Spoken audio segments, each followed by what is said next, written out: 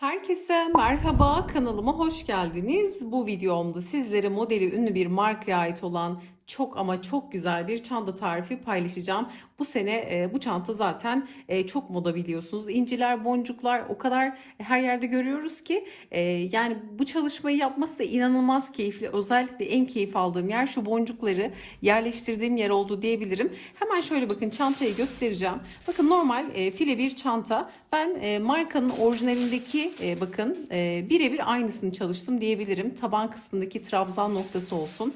Bakın şöyle göstereceğim. Sap detayı, saptaki şu kaydırma noktaları falan tamamen aynı oldu. Yani o kadar benzer bir çanta oldu ki sadece burada farklı olarak ben kare bir sap kullandım. Markada aynı renkte yuvarlak bir sap kullanılmıştı.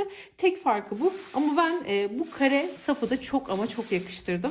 Bakar mısınız? Şöyle ekranı da sığdırarak göstermeye çalışıyorum. İnanılmaz güzel oldu. Yani o kadar içmesinden bir proje oldu ki yani yazlık elbiselerle falan yani şahane bir çalışma oldu diyebilirim. Hemen şöyle içini açıp göstereceğim bakın.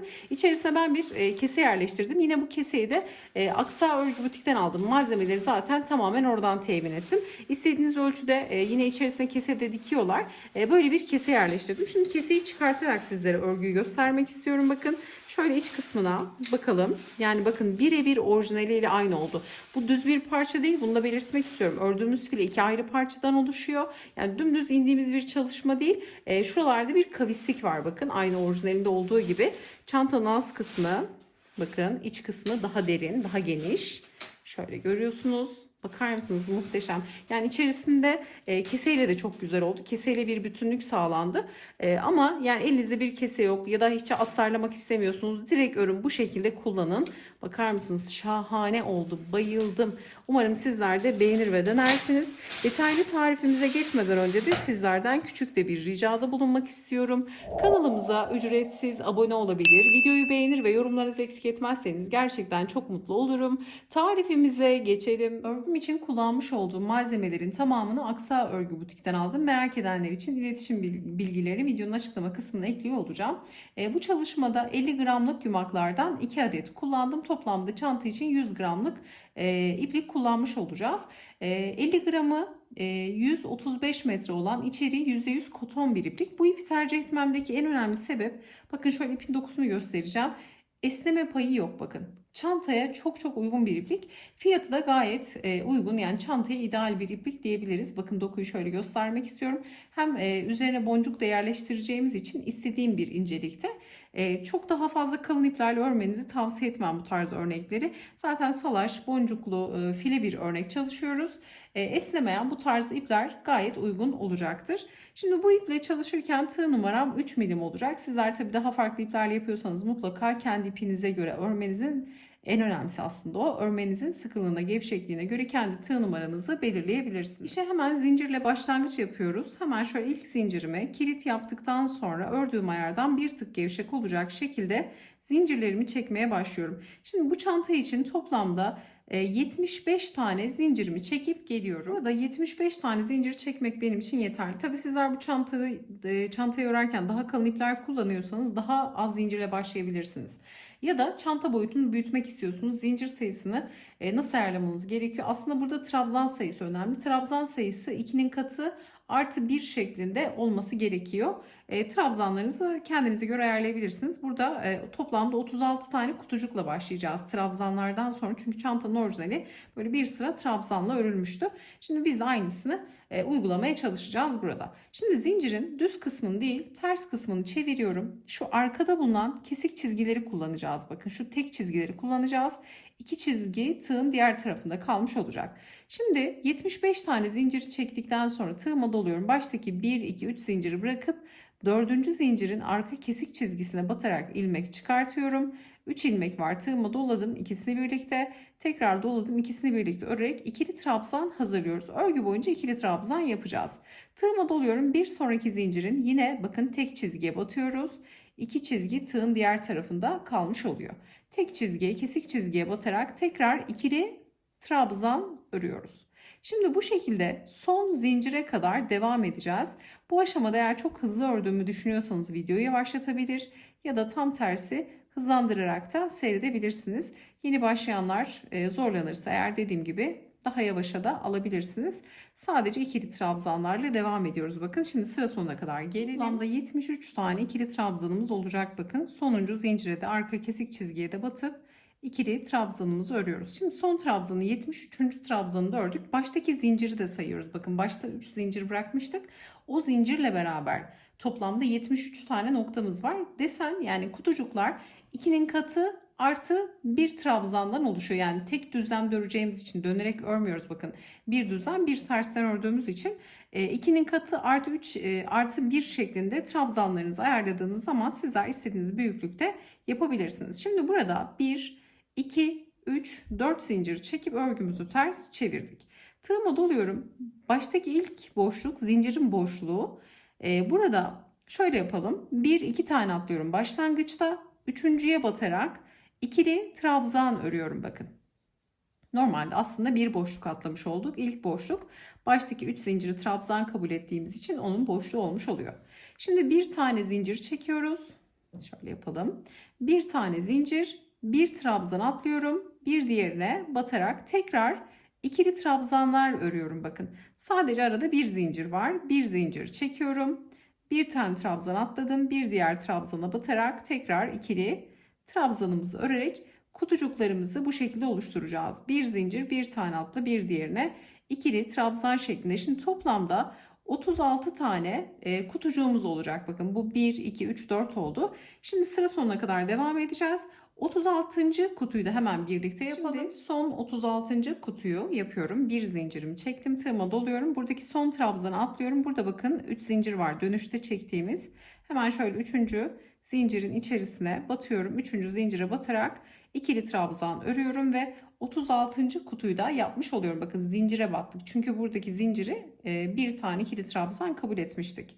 Şimdi 1, 2, 3, 4 zincir çekip örgümüzü tekrar ters çevirdik. Tığımıza doluyoruz. Geldik hemen bakın bir zincirden sonraki trabzanın tepesine ikili trabzan örüyoruz. Tekrar bir zincir atlayıp trabzan tepesine ikili trabzan örüyoruz. Şöyle katına ayırmayalım. İpin dikkat edelim.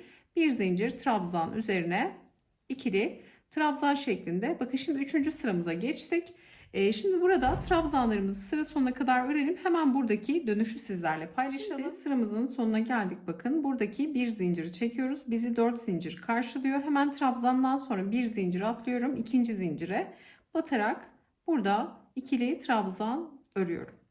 Yani yine kutu üzerine kutu çalışmış oluyoruz. Şimdi burada 1, 2, 3 sıra örmüş olduk. Şimdi 4. sırada eksiltme yapacağız. Yani her 3 sırada bir 3 sırayı tamamlayacağız. Bir sonraki sırada eksiltme yapacağız. Şimdi eksiltme yapacağım için burada 1, 2, 3 zincir çekip örgümü çeviriyorum. Tığıma doladım. Şimdi bakın bir zincire dokunmadan hemen ilk gelen trabzanın tepesine ikili trabzan örüyorum. Bir zincirden sonraki trabzan ördüm. Bakın 3 zincir. Şurada artık 4 zincir yok. Çünkü bunun ikisini bir kabul edeceğiz. Bir zincir çekiyorum. Bir sonraki trabzanın tepesine batarak ikili trabzan örüyorum. Şimdi baştaki kutucuğu eksiltmiş olduk aslında bakın. Şu 3 zincir ve trabzan ikisini bir kabul edeceğiz dediğim gibi. Şimdi bir zincir trabzan, bir zincir trabzan şeklinde devam edelim. Hemen şu köşedeki eksiltmeyi nasıl yapıyoruz? Bunu sizlerle paylaşalım. Burada sıra sonuna geldik. Sonda 2 tane kutu kalacak. Bakın bu sıra sonunda eksiltmeleri yaparken. Şimdi bir zinciri çektik, tığıma doluyorum. Buradaki bakın son trabzanın tepesine batıp ilmek çıkartıyorum. 3 ilmek var. Tığıma doluyorum. İlk 2 ilmeği tek seferde topluyorum. 2 ilmek bekliyor. Şimdi tığıma doluyorum. Burada trabzandan sonra bir zincir bırakıp ikinci zincire batıyorum. Tekrar ilmek çıkarttım. Tığıma doluyorum. İlk 2 ilmeği yine örüyorum. Şimdi bakın 3 ilmek kaldı. Üçünü tek seferde toplayarak aslında buradaki son 3 zincirden bakın bir trabzan, bir önceki noktadan bir trabzan çıkartarak buradaki bir kutuyu eksiltmiş oluyoruz. Yani 2 olan trabzanı teke düşürmüş oluyoruz. Arada da bir zincir bu şekilde kaynamış oluyor. Bakın 3 zinciri 3 ilmeği tek seferde topladık. Yani 2'yi 1'e düşürmüş olduk bakın. Şimdi burada eksiltmeyi yaptıktan sonra normal kutu sırasına dönüyoruz. Eksiltme olmadığında 4 zincir yapacağız. 2, 3, 4. Şöyle kat ayırmayalım. 4 zincirimizi çektik, tığıma doladım. Şimdi bunu baştaki bakın 2 tane trabzan var burada eksilttiğimiz, 2'yi 1'e düşürdüğümüz. Bunu bir trabzan kabul edeceğiz. Bu da zaten zincirin olduğu noktaya denk geliyor. Tığıma doluyorum. Hemen bir zincirden sonra gelen Trabzanın tepesine ikili trabzan örüyorum. Bir zincir, bir zinciri geçiyorum. Trabzanın tepesine ikili trabzan örüyorum. Bir zincir, zinciri geçtim. Trabzanın tepesine ikili trabzan. Şimdi bakın 1, 2, 3 sırayı normal ördük. Dördüncü sırada eksiltme yaptık. Şimdi burada 3 sıra normal öreceğiz. Fakat şurası merak edilebilir eksiltme olduğu için. Şimdi kutucuklarımızı örerek gelelim. Bu sırada ne yapıyoruz? Hemen bunu sizlerle paylaşalım. Sıramızın sonuna geldik. Bakın bir alt sırada eksiltme yapmıştık. 3 zincir ve trabzan var. Buradaki son kutucuğu öreceğiz artık. Çünkü burada bakın bir zinciri görüyoruz. Bir zincir çektikten sonra şuradaki bir zinciri atlıyorum. Buradaki son batacağım nokta trabzanın tepesi. Bakın zincire hiç dokunmayacağım. Çünkü burada 3 zincir var ve bu eksilttiğim nokta. Aslında iki noktayı bir yapmışız gibi düşünün. Burada son trabzana batıp trabzan örüyorum ve bu şekilde eksiltme kısmında geçmiş oluyoruz. Şimdi birinci sırayı tamamladık. Eksiltme sırasından sonra birinci sırayı tamamladık. Şimdi ikinci sıraya geçiyorum. 1, 2, 3, 4 zincir çekerek yine aynı dönüşü yapıyorum. Bakın eksiltmediğimiz zaman 4 zincir çekiyoruz demiştim. Bir zincirden sonra gelen hemen ilk trabzana batarak ikili trabzan, bir zincir, trabzan üzerine trabzan, bir zincir, trabzan üzerine trabzan şeklinde bakın devam edeceğiz. Dönüşler de bu şekilde. Şimdi sıra sonuna geldiğimizde bakın burada 4 zincir çektik. Burada ne yapacağız? Trabzanı ördükten sonra yine bir zincir çekip bakın burada 1, 2, 3, 4 zincir var. Burada ne yapıyoruz? Trabzandan sonra bir zincir bırakıp ikinci zincire batarak kutu üzerine kutu yapıyoruz. İkinci sırayı tamamlıyoruz. Tekrar üçüncü sırayı da yine 4 zincir çekerek aynı burada olduğu gibi gelen trabzana trabzan örüyoruz. Sonra buradaki bakın 1, 2, 3 sıra örmüştük. Dördüncü sırada eksiltme yapmıştık. Şimdi dördüncü sırada yaptığımız eksiltmeyi 3 sıra eksiltme yapmadan öreceğiz. Sonra dördüncü sıradaki yaptığımız eksiltmeyi yapacağız. Sonra tekrar 3 sıra öreceğiz. Tekrar aynı eksiltmeyi yapacağız. Umarım açıklayıcı olmuştur. Yani yeni başlayanların da kafası hiç karışmasın bu noktada. 3 sıra öreceksiniz. 3 sıradan sonra 4. sıradaki yaptığınız eksiltmeyi yapacaksınız. Şimdi buradan zaten bir üst sırayı gösterdim. Eksiltme yapmadığım zaman 4 zincirle yukarı çıkıyoruz. Tekrar 3 sıra şimdi kutucuk sırasını tekrar edeceğim hiç eksiltmeden. 3 sıra kutucuk ördükten sonra 4. sırada eksiltme yapacağım. İsterseniz eksilttiğiniz sıralara çengelli iğneler takarak hangi sırada eksilttiğinizi yani bir işaret koyarsanız kaç sıra ördüğünüzü rahatlıkla göreceksiniz. Bunu 3 kere tekrar edeceğiz. Yani 3 sıra öreceğiz. 4. de eksilteceğiz. 3 sıra kutuyu hiç eksiltmeden öreceğiz. 4. sırada eksiltmemizi yapacağız. Bakın ben parçamı daha önceden örmüştüm. Şöyle minik de bir deneme yapmıştım bakın. Bu şekilde kavisli ilerleyecek. Çantanın orijinali de böyleydi. Belki eksiltmeler orada daha farklı olabilir ama ben en kolay şekilde sizlere anlatıyor olacağım. Bunu 3 kere tekrar edeceğiz. Bakın 3 kere tekrar ettikten sonra kaç sıra daha kutu örüyoruz? Hemen bunu da sizlere paylaşıyor olacağım. Şimdi burada bakın sizlere tarif etmiş olduğum gibi örgümü tamamladım ama şurada bir özet geçmek istiyorum. Şimdi trabzanlı noktadan itibaren sayıyoruz. Bakın bu birinci sıra. 2, 3 sıra ördük, eksiltme yaptık. 1, 2, 3 sıra ördük, tekrar bir eksiltme yaptık. 1, 2, 3 sıra ördük. Üçüncü son eksiltme sıramız bakın. Bu eksiltmeyi 3 sıra tekrar ettik. Yani 3 sıra ördük, dördüncü sırada eksiltme yaptık. Bu eksiltmeyi 3 defa tekrar ettik bakın. Şimdi buradaki son eksiltme sıramdayım. Son kısımda son 30 tane kutucuk kalacak. Şu eksiltmede saymayacağız bunu. Bir sonraki sırada sayacağız. Şimdi burada eksiltme yaparken ne yapıyorduk? 4 zincirle değil 3 zincirle dönüp gelen trabzana trabzan örüyorduk. Dönüşler normaldi. Sıra sonuna geldiğimizde trabzan ve 4 zinciri göreceğiz. Şimdi buradaki bir zinciri çekiyorum. Sıradaki bakın son trabzana batıp ilmek çıkarttım. Tığıma doladım. İlk 2 ilmeği ördüm. Tekrar tığıma doladım. Burada bakın bir tane zincir atlıyorum. İkinciye batıyorum. Alttan da sayarsanız 1, 2, 3. zincir oluyor. İlmek çıkarttım. İlk 2 ilmeği ördüm. 3 ilmeği tek seferde toplayarak buradaki bakın 3. yani 3 defa eksiltme yaptık. Buradaki son eksiltme sıramı da bu şekilde tamamlamış oldum. Toplamda 3 sıra eksiltmiş olduk. Şimdi şöyle görüntüyü de göstermek istiyorum. Bakın hafif böyle aşağı doğru daha böyle çan gibi bir görüntü oluştu. Yukarı giderek daraldı. Şimdi burada dönüşlerimiz 1, 2, 3, 4 zincir. Buraları zaten tarif etmiştim. Tekrar etmiş oldum. 4 zincir çektikten sonra bir zincirden sonra gelen trabzana batıp ikili trabzan örüyoruz. Bakın şu alt kısımda zincir ve trabzan teke düşmüş oluyor. Bakın teke düşürdük. Buradaki 4 zincir de artık bunun bakın trabzan ayağı olmuş oluyor. Eksiltmiş oluyoruz yani bir tane kutu. Şimdi bir zincir atlıyorum. Trabzan şeklinde devam ediyorum. Bu sıraları zaten sizlerle paylaşmıştım daha öncesinde. Şimdi ne yapacağız? Kutucuklarımızı öreceğiz. Sıra sonuna geldiğimizde yine bakın eksilttiğimiz için şu köşede 3 zincir olduğunda ne yapıyoruz? Sadece trabzana batıyoruz. Zincire batmıyoruz. Şu da batacağımız son nokta olacak. Bu şekilde saydığınızda toplamda 30 tane kutucuk olacak. Bakın şu an 1, 2, 3 tanesini yaptık. 30'a tamamlamış olacağız. İki parçayı da aynı şekilde örmek önemli. Ben parçamın bir tanesini örüp hazırlamıştım. Sapı da zaten parçayı örerken yerleştiriyoruz. Burada boncuklar takacağımız için örneğin çantayı bir bütün halinde örüp sonradan boncuk takmak çok zor olacak. İki parça halinde öreceğiz. Boncuklarını vesaire taktıktan sonra çantayı bir bütün haline getireceğiz. İşimiz o zaman daha kolay olacak. Şimdi aşama aşama da bunları sizlerle paylaşıyor olacağım. Şimdi 7 sıra kutucuğumuzu örelim. Şimdi gelelim burada büyük parça üzerinden sizlere tarifimizi paylaşalım bakın. Şimdi burada eksilttiğimiz nokta da oldukça belirgin. Bakın yine şöyle sayabilirsiniz ya da yer belirleyici ile yerlerinizi belirleyebilirsiniz. Şimdi burada bakın şu son eksilttiğim nokta şu kısım. 3 defa eksiltme yaptık. 1, 2, 3, 4, 5, 6, 7 sıra kutucuk ördük. Dümdüz hiç eksiltme yok artık. 30 tane kutuyu 7 sıra boyunca öreceğiz. Sonra trabzanları örmeye geçeceğiz. Trabzanları da örerken bakın şu kısımları birlikte örüyoruz. Aynı orijinalinde de böyleydi. Kaydırmalar vardı incelediğim zaman. Şuradaki bırakılan boşluklar da aynıydı. Şimdi burada tek fark benim yuvarlak sap değil de kare bir sap kullanıyor olmam. Markanın orijinalinde yuvarlak bir sap vardı. Şimdi şu kısmı bakın. Şurayı son sırada yapıyoruz. Hem sapları örüp sap kısımları örüp yerleştiriyoruz. Hem de son sıra trabzanı örüyoruz. Bunu tek seferde yapacağız.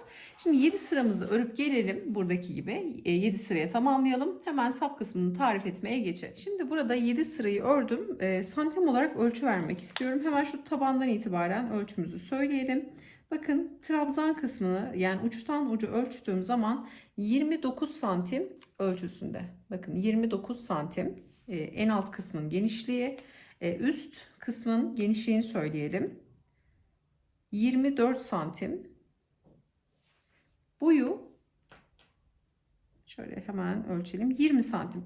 Tabi bir sıra daha trabzan öreceğiz. Şöyle bitmiş haldeki ölçüsünü de söyleyecek olursam yani bir sıra daha trabzan eklediğimizde boyu kaç santim oluyor? Ekstradan şöyle 1-2 santim daha eklemiş oluyoruz. Bakın şuradan şöyle ölçecek olursam da 23 santim ölçüsünde bakın. Burada boyu da 23 santime denk geliyor. Sapı yerleştirdiğimiz zaman. Şimdi bunu nasıl yerleştiriyoruz? Bunu tarif etmeye geçelim. Şu sapın ölçüsünü de verelim. Ben ahşap bir sap kullanıyorum. Orijinalinde de buna yakın bir renk olduğu için bunu tercih ettim. 12 santim çapı var bakın. Sapın çapı 12 santim. Kare bir sap kullanıyorum. Orijinalinde dediğim gibi biraz önce yuvarlak bir sap kullanılmıştı. Sizler daha farklı saplarda kullanabilirsiniz. İlla ki yuvarlak olmak zorunda değil. Şimdi geldim burada 3 zincirle bakın son trabzanı ördükten sonra 4 zincir olan noktanın bir tanesi atladım. İkincisine trabzanımızı ördük. Şimdi 1, 2, 3 zincir çekip örgümüzü ters çeviriyoruz. Burada şöyle yapacağız. İsterseniz çengelli iğnelerle de belirleyebilirsiniz ama şimdi örerek devam edeceğimiz için hiç çengelli iğneye ihtiyacımız yok. Şimdi kutu kutu ilerleyeceğiz. Şimdi başlangıçta 1, 2, 3, 4, 5 kutuyu boşluğa bırakacağız. 5 kutudan sonra 3 kutuyu sapı örmek için yapacağız. Bakın şu kısmı söylüyorum. 5 artı 3 8 tane kutucuğu şimdi trabzanlarla dolduracağız. Şimdi burada sayıları şimdi verdiğimde adım adım birlikte yapmış olacağız. Şimdi 3 zincirimizi çektik. Tığıma doluyorum. Bir zincirlik boşluğa geliyorum. Bir tane ikili trabzan örüyorum. Tığıma doluyorum. Tekrar trabzanın tepesine geliyorum. Trabzan örüyorum. Şimdi bu şekilde toplamda 8 tane kutuyu öreceğim. Bakın bir zincire trabzan, trabzan üzerine trabzan. Bir zincire trabzan, trabzan üzerine trabzan şeklinde. Şimdi 8 tane kutucuğu bu şekilde dolduralım. Hemen hızlı bir şekilde. Bu kısmı hiç kesmek istemiyorum. Çünkü sap oldukça farklı yerleştirmesi. 2, 4, bakın 6.'yı yaptım. Şimdi 7. kutucuğu yapıyorum. Ve 8. kutu. Bakın 8. kutuyu da yaparken sondaki trabzana mutlaka batıyoruz. 1, 2, 3, 4, 5, 6, 7, 8 tane kutucuk yaptık. Şimdi bu 8 tane kutunun sonda 5 tanesini bırakacağız, örmeyeceğiz. Şuradaki 1, 2, 3 tane kutuyu öreceğiz. Bakın 1, 2, 3, 4, 5 kutuya hiç dokunmayacağız. Şu boşta kalan nokta olacak. Biz şu 3 tane kutu üzerindeki 7 trabzanı öreceğiz. Şimdi buradaki bakın 8. kutunun şuradaki trabzanına battım. Hem bir zincirine battım hem de sondaki trabzana battım. Şimdi 1, 2, 3 zincir çekiyorum. Örgüyü ters çeviriyorum. Tığıma doluyorum. Bu 3 zincirde bir trabzan kabul edeceğim. İlk boşluğu atlıyorum. İkinci boşluğa batarak tekrar ikili trabzan örüyorum. Bu bakın zincirle beraber ikinci trabzanım oldu. Tığıma doluyorum. Bir sonraki noktaya batıyorum. Üçüncü trabzan. Bir sonrakine batıyorum. Dördüncü trabzan. Bir sonraki. 5, 6 ve 7. Bakın şöyle 7. trabzanımıza bakalım. Şimdi 3 tane kutu var. Bakın şöyle tuttuğunuzda 1, 2, 3, 4, 5 tanesini ayırdım. Sonra 1, 2, 3 geliyor. Şimdi bu ikisini şöyle iki parmağımla ayırdığım zaman bakın trabzanın üzerindeki trabzana battığım nokta son trabzan. Yani 7 tane trabzan. Ben zaten sayıları veriyorum sizlere. Sizler de değişiklikler yapmak isterseniz örneğin 3 kutu değil 2 kutu bırakmak istiyorsunuz. 4 kutu bırakmak istiyorsunuz. Bunları mantığı kavradığınız zaman kendinize göre çok rahatlıkla yapacaksınız. Şimdi 7 tane trabzan ördük baştaki zincirle beraber. Şimdi burada durup 1, 2, 3 zincir çekip örgüyü tekrar çeviriyoruz. Tığımıza doluyoruz. Hemen ilk boşluğu atlıyorum. İkinci boşluktan başlayarak trabzanlarımı örmeye başlıyorum. Baştaki zincirle beraber tekrar bu aşamada 7 tane ikili trabzanımın olması gerekiyor. Baştaki zinciri de sayıyoruz bakın. Hemen geliyorum 3. zincirin tepesine batıyorum. Tekrar ikili trabzan bakın şöyle bir görüntü. Şimdi yine 1, 2, 3 zincir tekrar örgüyü çevirdik. Şimdi bunu şu ilk sıra trabzanı saymayacağız. İlk sıra trabzandan sonra 5 sıra daha öreceğiz. Bir tane atlıyorum bir diğerine. Hemen tekrar trabzanlarımı sırasıyla örüyorum. Zincirle beraber 7 tane ikili trabzanım olmuş oluyor. Hemen 3. zincire de bakın atlamıyorum. Mutlaka 3. zincire batıyorum. 1, 2, 3 zincir. Örgüyü çevirdim. İlk boşluğu atlıyorum. İkinci boşluktan başlıyorum her defasında. Çünkü 3 zincirde bir trabzan kabul ediyoruz. İlk boşluk zincirin olduğu nokta oluyor. Şimdi şöyle yapalım. Bakın 1, 2, 3, 4 sıra ördük. Şimdi 5.'yi de yapıp birleştirmeye geçelim. Buraları hiç kesmeyelim. Birlikte örmüş olalım. Bir tane boşluk atlıyorum. İkincisine batarak trabzanlarımı örmeye başlıyorum. Şimdi burada duracağız artık. 5 sıra ördük. Bakın ilk sıra trabzanı saymıyorum. Çünkü o çantanın gövdesine ait. Bu sap kısmı için ördüğümüz. Bakın. Şu ilk sırayı saymıyorum. İlk sırayı da sayarsanız 1, 2, 3, 4, 5, 6 sıra trabzan olmuş oluyor. Şimdi burada ilmeği bir miktar esnetip bırakıyorum. Şimdi çantayı düze çeviriyorum. Bakın şu isterseniz şu tabandaki ördüğümüz trabzan terste görünüyor. Bir sıra daha örerseniz burası düzden görünür. Ben ama şu ölçü benim için yeterli olduğu için daha çok fazla uzatmak istemedim. Çünkü boncuklar vesaire geldiğinde yani çok büyüsün istemedim. Böyle minik yani güzel bir çanta boyutu olsun diye bunu bu şekilde yaptım. Yani 7 sırada bıraktım. Eğer şurayı 8 sıra örerseniz bütün trabzanlar düz tarafta görünür. Bitiş ve başlangıçta. Şimdi bakın bizim için önemli olan şu sapın olduğu kısım. Taban zaten boncuklarla kapanacağı için o alt kısım problem değil. Şimdi buradaki trabzanlarımızı görüyorsunuz. Burada 5 sıra daha ördük. Bakın birinci sıra trabzanı başladık. Ekstra 5 sıra daha uzattık trabzanı. Şimdi sapı alıyoruz. Bakın sapı bu şekilde şöyle getirelim. Bunun içinden geçiriyorum. Fakat yumağı da bakın şöyle tutuyorum. Sapın içinden geçiriyorum ki rahat birleştireyim. Bakın bu şekilde hemen arka tarafa getiriyorum. Şimdi batacağımız yerlerde oldukça kolay. Burada trabzanların bakın ilk sıra ördüğümüz trabzanların tepelerine batıyorum. Şu hemen ilk ördüm bakın 7 tane trabzan örmüştük. Hemen bu 7. yani şu trabzanın olduğu tepeye batıyorum. Bıraktığım ilmeği hemen tığımın ucuna alıyorum. İpi de böyle arkadan devam ettireceğim. İlmeği öncelikle buradan geçiriyorum bakın. Sonra bir sonraki 7 tane trabzan var bakın. Birinci nokta bu. Buradan saydığınızda 7 tane trabzan olacak. İkinci noktaya batıyorum ve hemen geliyorum buradaki şu trabzanın tepesine batıyorum bakın. Hemen ilkine zaten bağlantı yapmıştık. İkincisine batıyorum. İpi buradan alıyorum. Batıp ipi buradan aldım. Bakın aldığım ilmeği bekleyen ilmekten geçirdim. İlk çıkarttığım ilmekten bunu güzelce şöyle katlarına da dikkat ederek geçirdim. Şimdi bir sonraki trabzana batıyorum. Arkadan bir diğer trabzanı, bakın sapı dikmiş oluyoruz kaydırma yöntemiyle. Çantanın orijinali de böyleydi. Yani kaydırmalar vardı. Bu şekilde birleştirildiğini düşünüyorum. Bakın bekleyen ilmekten kaydırıyorum. Sadece kaydırma yöntemi, zincir yöntemiyle birleştirmiş oluyoruz. Bir sonraki bakın trabzana hemen ilk trabzanın tepelerine batıyoruz aslında. İlk sıra ördüğümüz trabzanların tepelerine batarak 7 tane trabzana batmış olacağız bu şekilde. Bir sonraki trabzanın arkadan bakın şu arka parçaya da batıyorum. Buradan ilmeğimi hemen çıkartıyorum. Çıkardığım ilmeği bekleyen ilmekten kaydırıyorum. Bir sonraki trabzana batıyorum. Hemen şöyle tekrar arkayı çevirdim. Bakın ip arkadan geliyor. Bir sonraki trabzana battım. İlmeği buradan çıkardım. Çıkardığım ilmeği bekleyen ilmekten geçirdim. Şimdi bu kısmı kesmiyorum ki akılda hiç soru kalmasın. Birlikte hiç takılmadan yapmış olalım. Bakın sizler daha rahat yapacaksınız. Ben tabii videoda ekrana sığdırmaya çalışıyorum. Görünmesi için açımı ayarlamaya çalışıyorum. Ama sizler bunu elinize aldığınız zaman çok keyifli, çok rahat yapacaksınız. Şimdi bakın tekrar bir kaydırma. Şimdi son kaydırmayı yapıyoruz artık burada. Şöyle trabzanın sonuncu trabzanın da tepesine batıyorum. Buradaki bakın zincirli nokta denk geliyor. Üçüncü zincire batıyoruz. Burası önemli. Üçüncü zincire batıp tekrar ilmeğimi çıkarttım. Çıkardığım ilmeği bekleyen ilmekten geçirdim. Şimdi hiç başına vesaire dolamadan burada 4 tane kutucuğumuzu dolduracağız. Bakın şöyle kaydırmaları yaptık. Birazcık yaklaştırayım, daha net görünecektir. Şimdi kaydırmaları yaptık. Şimdi burada sıradaki 1, 2, 3, 4 tane kutuyu öreceğiz. Şu aradaki boşluk olacak. Bakın şu yani o markada da aynı şekilde boşluklar vardı. Tabii buradaki boşluğu kendinize göre ayarlarsınız. Kutucuk sayınıza göre ayarlarsınız.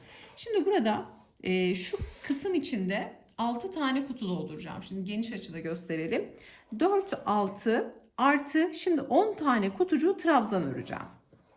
Hemen burada artık sapı bırakıyorum. Bakın sapla bir işimiz kalmadı bu aşamada. Direkt tığıma doluyorum. Sıradaki örgüme dönüyorum. Bir zincirlik boşluğa gelerek ikili trabzan örüyorum. Hiç bakın zincir vesaire çekmedim. Direkt trabzanlara başladım. Trabzanın tepesine geliyorum. Tekrar ikili trabzan. Bir zincire geliyorum. Tekrar ikili trabzan şeklinde. Şimdi 10 tane kutucuğu öreceğiz. Bunun 6 tanesi tabii çarpıyor, şimdi şöyle yapalım. Bunun 10 tanesi sap kısmı için ayrılacak. 4 tanesi de aradaki boşluk için ayrılmış olacak. Mantığını kavradıktan sonra sizler kutucuk sayısına göre trabzanlarınızı kendinize göre ayarlayabilirsiniz. Şimdi hemen tarif etmiş olduğum gibi tamamını bakın bir zincire bir trabzan, trabzan üzerine trabzan şeklinde. Şimdi 1, 2, 3, 4, 5 kutuyu ördük. Bir 5 kutu daha örelim. 10 kutuyu örüp gelelim hemen. Şimdi burada bakın 10 tane kutucu örüp tamamladık. Şimdi burada şöyle 1, 2, 3 zinciri çekip tekrar örgümüzü çeviriyoruz. Normalde 6 tane kutucuk için 13 tane ikili trabzan örmemiz gerekiyor. Fakat ben şurada bakın hemen sizlere de sayı da söyleyeceğim. 2, 4, 6, 8, 10, 12 tane ördüm. Yani çok fazla geniş olsun istemedim. Çünkü buralar 7, 7, 14 bir de burada olacaktı. Yani biraz fazla oluyor sapıma göre. 13 yapmadım, 12 yaptım. Tabi sizler 13 de yapabilirsiniz şu kısmı. Yani değişen bir şey olmaz. Ben sadece bir tane eksik yaptım. Şimdi 3 zincirimi çektim. Bakın 10 tane kutucuğu doldurduk. Şöyle göstermek istiyorum, tekrar saymak istiyorum. Birlikte sayalım ki yeni başlayanlar da rahat yapabilsin. Bakın şu 1, 2, 3 tane kutucuk buradaki sapı oluşturduk. Sonra 1, 2, 3, 4 tane kutuyu boşluk için vereceğiz. Sonra 1, 2, 3, 4, 5, 6 kutucuğu da ördük. Bakın şu 6. kutu bir zincirine trabzan, hemen gelen trabzana da trabzan örüyoruz. 6. kutuyu bu şekilde tamamlıyoruz. Şimdi 6 kutu için 13 tane saydığınız zaman kutucuktan kutucuğa normalde şöyle tutup saydığımızda bakın trabzandan trabzan 13 kutu oluyor. Ben bir tane eksik yapacağım, 12 yapacağım. Şimdi 3 zinciri çekip örgümüzü çevirdik. Bir tane boşluk atlıyorum, bir diğerine batıyorum. Şimdi bakın bu kısımda 13 tane örecektik ama biz ne yaptık? Bir tane eksik yaptık. 12 tane trabzanı tamamladım. Baştaki zincirle beraber şu arada 8 tane trabzanın kalmış olması gerekiyor. Şu bağlantı yerinden sonra arada 8 tane trabzanımız var. Şimdi 12 tane trabzanı ördükten sonra 1, 2, 3 zincir çekip örgüyü ters çevirdim. İlk boşluğa atlıyorum. İkinci boşluğa batarak şimdi tekrar 12 tane ikili trabzanı öreceğim. Aynı buradaki gibi bakın şöyle düzleyelim. Şimdi burada 5 sıra 7 tane trabzanı örmüştük. Burada da 12 tanesini öreceğiz. Bakın şuradaki yaptığım işlemin aynısını burada da tekrar ediyor olacağım. Şimdi 12 tane olan trabzan sayımızı 5 sıra olana kadar tekrar edelim. Hemen tekrar bir bağlantıyı sizlerle paylaşmış olalım. Şimdi burada ilk sırayı saymıyorum. 1, 2, 3, 4, 5 sıramızı ördük. Şimdi burada tekrar yumağımı alıyorum. Bakın sapın içinden geçiriyorum ki ip arka tarafa geçsin. Şimdi burada sapı da hemen bakın yani şu ördüğümüz parçayı sapa sarıyorum. Şu şekilde. Hemen ipi bırakmıştım zaten. Bakın ilmeği burada bırakmıştım. Şöyle çok küçük bırakmayalım. Sökülme yaşamayalım. Şimdi bakın 12 tane trabzan örmüştük burada. Hemen 12.'nin şöyle dibine batıyorum. Bakın şu ilk sıra trabzanların tepelerini kullanıyoruz. 12 tane ayırdığımız trabzanın da dip kısımlarını kullanıyoruz. Hemen trabzanın tepesine batıyorum. Bıraktığım ilmeği bu sonuncu trabzanın ilmeği oluyor. Bunu hemen buradan geçiriyorum. Sonra hemen sıradaki bakın trabzana batıyorum. Aynı ilk başta yaptığımız gibi hemen ikinci trabzanın şöyle tepesini bulacağım. İkinci trabzanın tepesine batıyorum. İpi buradan geçiriyorum. Geçirdikten sonra bekleyen ilmekten kaydırıyorum. Katların ayrılmamasına dikkat ediyorum. Bakın aynı işlemi tekrar ediyorum. Karşılıklı trabzanlara batarak kaydırma işlemini gerçekleştiriyorum. Şimdi katını ayırmadan videoda zorlanıyorum, biraz önce de söylemiştim.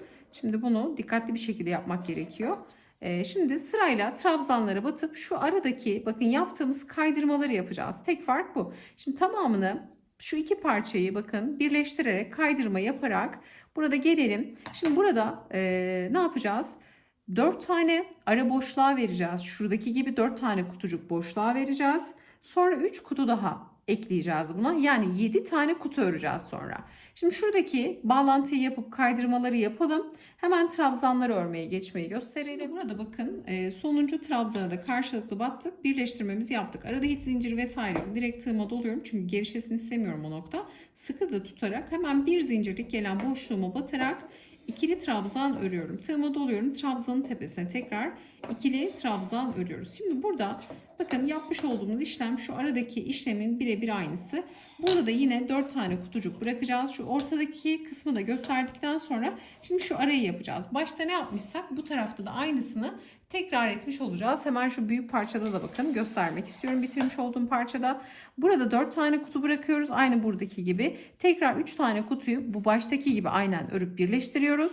Sondaki kalan trabzan sayımızı da hemen sizlerle paylaşacağım. Burada da artık ipi kopartarak parçayı bitirmiş olacağız. Şimdi şuradaki kısmı da bu üçüncü parçayı da örelim.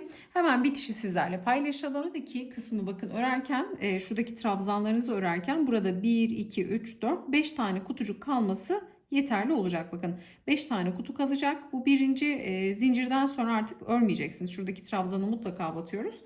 Sonra 1, 2, 3 zincir örgümüzü çeviriyoruz. Hemen tığıma doluyorum. İlk boşluğa atlıyorum. İkinci boşluğa batarak burada ne yapıyorduk? 7 tane trabzan örüyorduk. Aynı sayıda olmak zorunda. Sapın içerisinde ördüğümüz trabzan sayısı aynı olmak zorunda. Yine 7 tane ikili trabzanı örüyoruz. Bakın sadece ortadaki büyük aynı markadaki gibi 7 trabzan burada, 12 trabzan burada.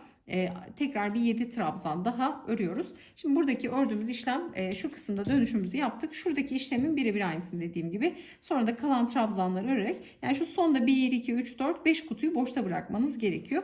Tek yani kolay yöntem bu, şuradan saymakta zorlanırsanız eğer diye bunu söylüyorum. Şimdi tarif etmiş olduğumuz gibi tamamladık. Geldik buradaki sıra sonuna. Hemen şu kısımda bitişi de göstermek istiyorum. Bakın sonda 4 zincirimiz var. Tığıma doluyorum. Bu 4 zincirlik boşluğa önce bir tane trabzan örüyorum. Sonra hemen dipten sayıyorum. 1, 2, 3. zincire de batıyorum. Hemen ikili trabzanımı örüyorum. Sonra bir tane zincir çekip ipliğimi keseceğim burada.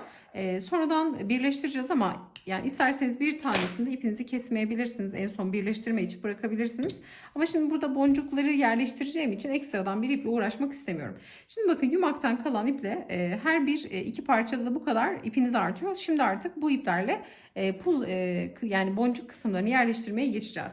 Şimdi tığımı bu aşamada bırakıyorum. Şöyle boncuklarımı alıyorum. Kullanacağım boncuğun çapını da hemen sizlere söyleyeceğim. Bakın böyle, yani orijinaline en yakın görüntüde bu vardı. Bu da gerçekten çok güzel. Yani bununla da çok tarz ve güzel oldu. Bu boncuğu çok beğendim. Yani en keyifli kısma geldik şimdi.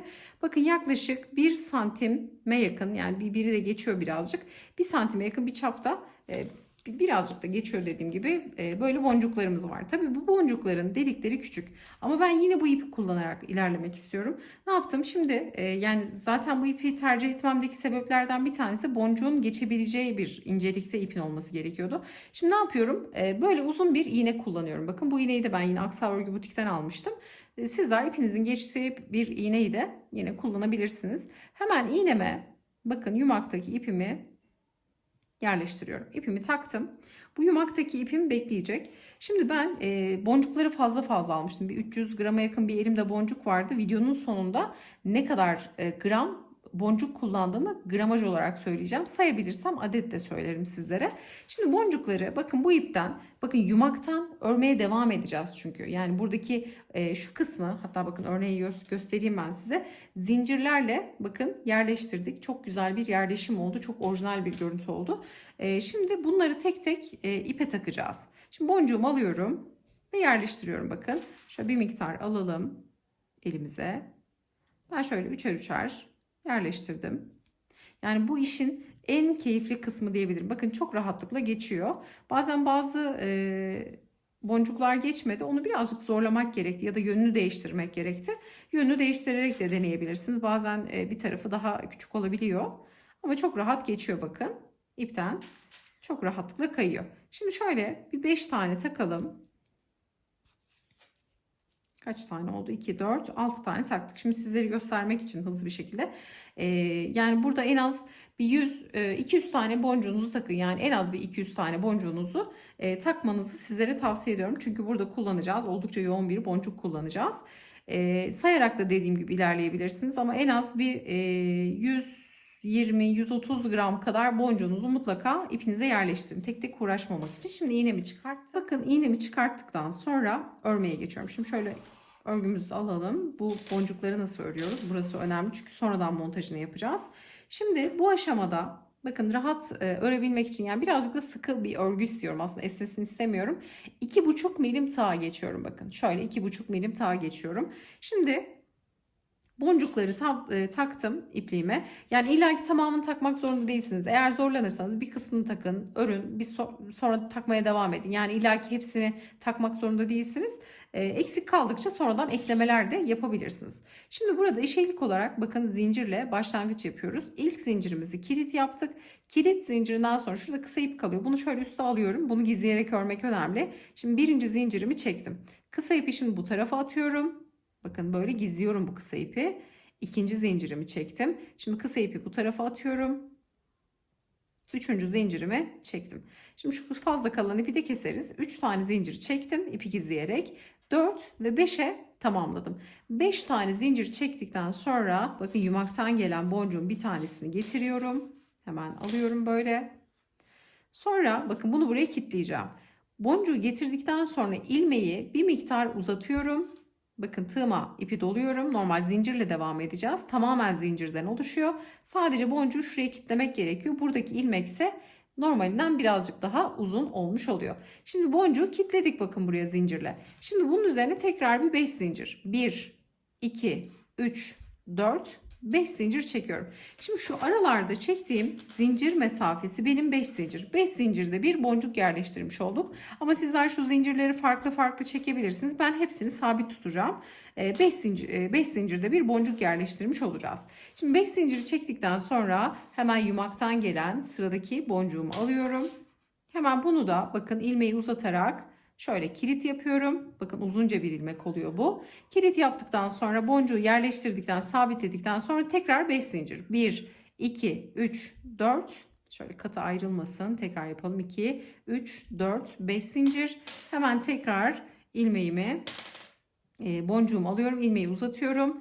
Kilitledim. Bakın uzunca bir ilmek yapıyoruz ki Burada yani şu sıkışmasın, kötü bir görüntü oluşmasın. Bu ilmeği uzatmakta fayda var. 1, 2, 3, 4, 5 zincir. Hemen burada tekrar bakın şu küçük yani boncuğumu alıyorum. İlmeği uzattım. Kilit yaptım bakın. Şöyle oldukça muntazam duruyor. Sonra tekrar 5 zincir. 1, 2, 3, 4, 5 zincir. Şimdi burada kaç boncuk taktım? 2, 4. Şimdi 5.'yi takacağım. 5 tane taksak yeterli. Şimdi ilmeği tekrar uzattım. Getirdim burada. Kilitledim. Sonra tekrar 5 zincir. 1, 2, 3, 4, 5 zincir. Bakın bu şekilde 5 tane boncuğumu yerleştirmiş oldum. Şimdi ben 5, 7, 10'lu şekilde boncuklarımı yerleştireceğim. Şimdi sayı olarak da adet olarak da sizlere nasıl yerleştireceğimi ayarlayacağım. Bunu da söyleyeceğim şimdi. 5 tane yerleştirdikten sonra yani bu boncuk sayısı benim için yeterli. 5 zinciri çektikten sonra hemen yine bir 5 yani 25 santime yakın 15 santime yakın olabilir. Dikeceğiz çünkü. Şöyle bir miktar ipi uzun bırakıp kesiyorum. Boncukları yine şöyle yumakla tutmaya devam ediyorum. Bakın 5 zincirden sonra ilmeği bıraktım. Şimdi bu bıraktığımız iple burada dikiş yapacağız. Dikişi de neyle yapacağız? Yine isterseniz şöyle bir etamin iğnesi yapabilirsiniz. Tabii dikmek için bu uzun. Bunun kısasıyla dikişini gerçekleştireceğiz. Normal bir şeyi diker gibi bakın. Şimdi bu parçayı şurada dikişimi yapmıştım. Tığla yerleştirmesi çok zor olur. Ama sizlere tavsiyem öncelikle bütün boncuklarınızı bu şekilde hazırlayın. Sonrasında yerleştirmeye geçin. Şimdi ben boncuklarımı hazırlayıp geleyim. Kaç tane yaptığımda hemen sizlere söylüyor olacağım bu aşamada. Burada boncuklarımı sizlere tarif etmiş olduğum gibi tamamladım. Şimdi burada bakın 6 tane onlu olarak yerleştirdim. 5 tane yedili olarak yerleştirdim. 6 tane de beşli olarak yerleştirdim. Toplamda boncuklarımı saydığım zaman 125 tane boncuk kullanmış oldum. Bu 125 tane boncuğu tarttığım zaman 79-80 gram arası geliyor. Yani ikisini de topladığımız zaman kabaca 160 gram bir boncuk kullanmış oluyorum. Şimdi bu boncukları nasıl yerleştiriyoruz? Bakın burada ben bir tanesini yerleştirdim. Hemen yerleştirmesini sizlerle paylaşalım. Öncelikle bakın burada yerleştirmiş olduğum noktaları sizlere göstereceğim. Şu onlu olan kısımları hemen birinci kutunun dibindeki aradaki bir zincirlik boşluklara yerleştirdim. Bakın şöyle göstereceğim. Sizler bunu kendinize göre ayarlayabilirsiniz. Ben böyle sayılı bir şekilde yaptım. Sizlere hem gramaj verebilmek için hem boncuk adet sayısı verebilmek için bu şekilde sayarak yaptım. Ama sizler bunu tabii ki gelişi güzel de yerleştirebilirsiniz. Bakın 2, 4, 6 tane 10 tane boncuk yerleştirdim. Şöyle santim olarak da sayı vermek gerekirse 10 boncuk kaç santim yapıyor? Kabaca bir merak edenler için ölçüde vermiş olalım. Şöyle tuttuğum zaman yaklaşık bir 34 santime yakın oluyor. 34-35 santim gibi zincirleri daha gevşek, daha sıkı çekerseniz birkaç santim fark edebilir. Sonra 7 tane olan boncuğu, bunu da hemen şöyle santim olarak ölçüsünü verelim. Şöyle uçtan şöyle açtığımızda esnekliğini alalım. Bu da 26 santim. Bu yedili olan boncuğu bakın şöyle açıyorum ki sizler rahat görün. Bunların hemen şöyle aralarına gelecek şekilde bakın. Hemen şöyle ortalarına gelecek şekilde 5 tanesini de yedili olacak şekilde böyle aralara yerleştirdim. Bunu da kaçıncı sıraya yerleştirdim? Yukarıdan saydığımda 1, 2, 3, 4, 5, 6, 7, 8. Burada 8. sıranın hemen dibindeki yani 8. sıra trabzanın alt aralarındaki boşluklara bakın, üstüne değil altındaki boşluklara, yani 7. sıra oluyor aslında. 7. sıranın bir zincirlik boşluklarına yerleştirmiş oldum. Bakın bunları da açıyorum ki bu şekilde rahat görün diye bunu bu şekilde yapıyorum. Sonra 5 zincirlik boncukları da 1, 2, 3. sıraya yerleştirdim bakın. Hemen bunların yine uygun gelecek ara boşluklarına 6 tanesini yerleştirmiş oldum. Sizler bunu da açık açık gördünüz. Bakın nasıl yerleştirdiğimi de gördünüz. Bunun santim olarak şöyle ölçüsünü hemen şöyle vereyim. Biraz esnekliğini de alıyorum ki. Bunun da ölçüsü yaklaşık 18 santim. Burada neye dikkat ettim? Bu boncukların önce şu beşlilerini yapmıştım. Yani boy olarak yapmıştım. Bunu buraya yerleştirince diğerlerini de buna yakın olacak şekilde bakın şöyle çantayı kaldırdığımızda hemen göstermek istiyorum. Şöyle bakın boncuklar hemen hemen eşit geliyor. Bakın yani birbirinden çok uzun ya da çok kısa değil. Bunu eşitledim bu şekilde. Zaten farklı noktaları yerleştirdiğimiz için de bakın şöyle bir güzel görüntü elde etmiş oluyoruz. Yani orijinaline en yakın görüntüyü ben bu şekilde elde ettim. Ama tabii daha farklı boncuklar da kullanılabilir. Mesela orijinalinde daha küçük boncuklar ve şekilleri farklı boncuklar da kullanılmıştı incelediğimde yakından. Yani bu sizlerin zevkine kalmış. Burada daha farklı boncuklar da kullanabilirsiniz. İlla ki boncuk olmak zorunda değil, inci kullanabilirsiniz. Buralarda ya da pul kullanabilirsiniz, taş kullanabilirsiniz. Ne istiyorsanız tamamen sizin zevkinize kalmış. Şimdi bu parçayı peki bunları nasıl yerleştiriyorum? Yerleştirme yerini gördünüz. Hemen diğer parçamı alacağım. Bakın burada çalışmamızı tamamladık. Bu şekilde görünecek. Alttan geniş, hafif böyle bir kavis vererek bakın çantamızı hazırladık. Şimdi şöyle önce büyükleri yerleştirmekte fayda var. Bakın burada göstermiş olduğum gibi sizlere. Şöyle alıyorum. Zaten burada ne yapmıştık? Zincirlerimizi çekerken uzun ipler bırakmıştık. Şimdi bu uzun ipi şöyle bir etamin iğnesine takıyorum. Bakın iğneme taktım. Şimdi bunu iğne yardımıyla çok rahatlıkla geçireceğim. İki parça örmedeki aslında rahatlık da bununla alakalı. Hemen şöyle bir ikinciye takmıştım mesela. Hemen şu ilk kutucuğun ikinci bakın kutusunun şu aradaki bir zincirlik boşluğuna geliyorum. İğneyle batıyorum. Hemen dibine kadar çekiyorum bakın burada. Şöyle düzleyelim. Boncuklar düzden görünsün. Yani gelişi güzel diktim. Hemen şöyle bir alt zincire batıyorum. Çantaya da batıyorum bakın. Hem zincire batıyorum. Ördüm. Bunu burada kilitliyorum. Kilitledikten sonra isterseniz hiç arka tarafa geçirmeden direkt ön tarafta bunu güzelce sabitleyerek yerleştirebilirsiniz. Yani örgünün arkasına çevirmenize hiç gerek yok. Buraya bunu şöyle güzelce sabitledikten sonra bakın normal bir şey diker gibi dikiyorum. Hiç çok da özenmiyorum yani. Çok rahat dikiliyor. Sonra aralardan ipi de bunu sabitledikten sonra bakın buraya şöyle ara noktalardan bakın ipi gizlemiş oluyorum. Şöyle birkaç yerden geçirelim. Sağlam olsun. Açılma vesaire yapmasın. Örneğin bunu yıkayabilir misiniz? Yıkayabiliriz örgü kısmını. Tabii şu sapı ıslatmamakta fayda var. Bakın fazla kalan ipi de kesiyorum. Yani yıkandığında da yani aşırı sürtünmeye maruz bırakmazsanız boncuklarda herhangi bir atma ya da örgüde bozulma olacağını düşünmüyorum. Tabii ki makineye falan da atılmaz bu tarz parçalar. Elde ya da bezle hafif dokunuşlarla temizlemekte fayda var. Bakın herhangi bir şey diker gibi zaten kısacık ipler bırakmıştık buralarda bakın. Böyle onlu boncukları yerleştireceğim ya da sırayla yerleştireceğim. Önce onu, sonra 7'yi, sonra 5'i. Örneğin şöyle 7'li olan boncuğu alalım mesela.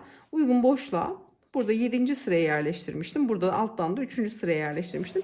Burada maksat şu aslında onluyu yerleştirdikten sonra bunu hemen bunun hizasında olacak şekilde bakın.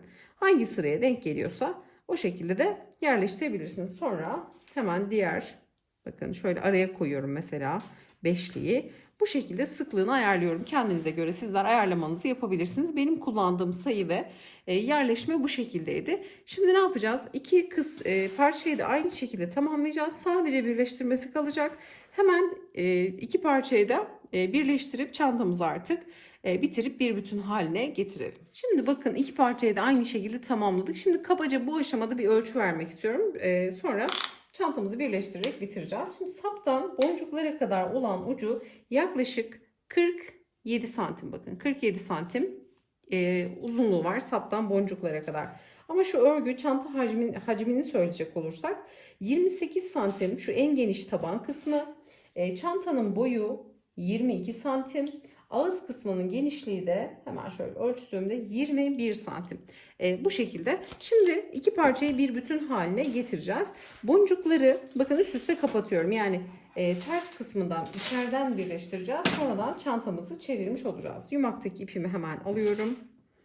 Burada şimdi şu kenardan başlayacağız. Birleştirmeyi U şeklinde birleştireceğiz. Bakın buradan başlayacağız. Sonra tabanı boncukları içeri alarak diğer uçta birleştirmiş olacağız. Şimdi şöyle hemen isterseniz etamin iğnesiyle dikebilirsiniz. Yani dikiş de yapabilirsiniz. İlla ki tığla olmak zorunda değil.